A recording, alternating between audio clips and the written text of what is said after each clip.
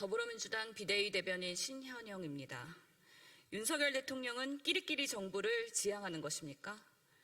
대통령실이 윤석열 대통령 인척에 대통령실 근무를 비선 정치라고 비판하는 것은 악의적 프레임이라고 반박하고 나섰습니다.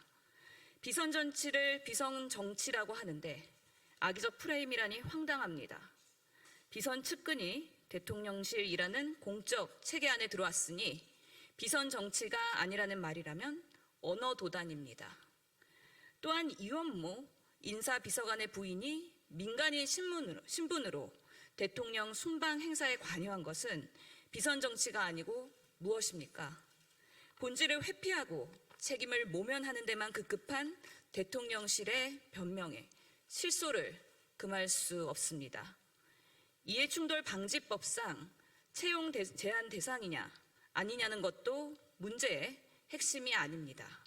사안의 본질은 대통령이 사적 인연으로 대통령실과 정부를 구성하고 운영하고 있다는 의혹입니다. 윤석열 정부가 대통령과의 사적 인연으로 채워지고 있습니다. 심지어 대통령 친척이 대통령실에 근무하고 인사비서관 부인이 민간인 신분에도 대통령 순방 행사에 관여했습니다.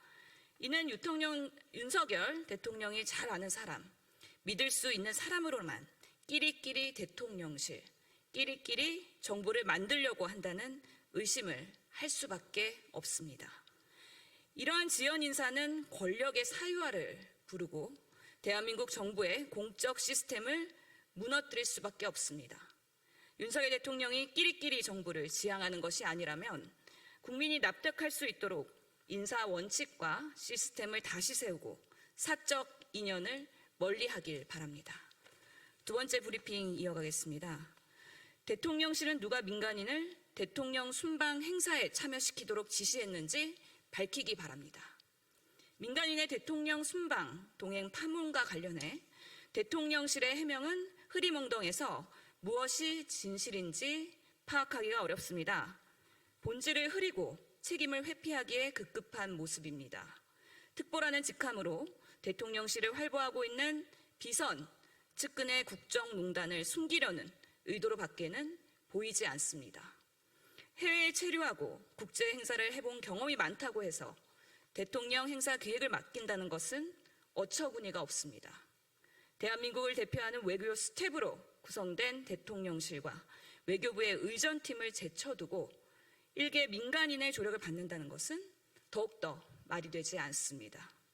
그 민간인이 대통령 순방 행사에 어디까지 개입했고 국가기밀을 어디까지 받는지 명명백백하게 해명해야 합니다. 또한 관용 여건을 발급해줬다는 것도 납득 불가능합니다. 도대체 누가 이 사람을 대통령 순방 행사에 참여시키고 관용 여건을 발급해주도록 지시했는지도 밝혀야 합니다. 이번 파문은 대단히 심각한 국기 문란 사건입니다. 윤석열 대통령과 대통령실이 이 사안의 엄중함을 깨닫는다면 모든 사실을 공개하고 국민의 평가를 받아야 할 것입니다. 아울러 대통령실은 제2부속실을 만들 계획이 없다는 점을 거듭 밝혔는데 김건희 여사를 공적 시스템으로 관리할 수 없는 이유가 무엇인지 밝히길 바랍니다. 이쯤에서 지난 대선 기간 김건희 여사의 기자회견 사과문을 일부 낭독하도록 하겠습니다. 일과 학업을 함께하는 과정에서 제 잘못이 있었습니다.